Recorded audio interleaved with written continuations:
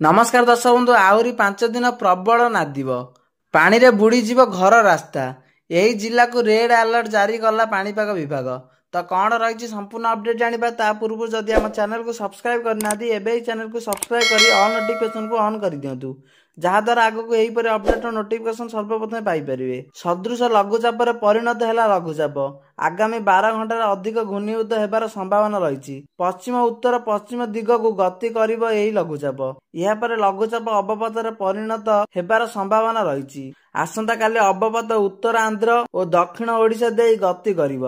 राज्य आगामी 5 दिन धरी प्रबल वर्षा होबार संभावना रही। आगामी 24 घंटा राज्य प्रबल अति प्रबल वर्षा होबार संभावना रही। कोरापुट नवरंगपुर मालकानगिरी जिला को रेड अलर्ट जारी करा जायछि। यही 3 जिला को प्रबल अति प्रबल वर्षा होबार संभावना रही। गतकाली मालकानगिरी एते परिमाण रे वर्षा हेछि जे अनेक स्थान पानी रे बुड़ी जायछि। एथिपय आज सेठार स्कूल कॉलेज एवं अंगनवाड़ी को बंद करा जायछि।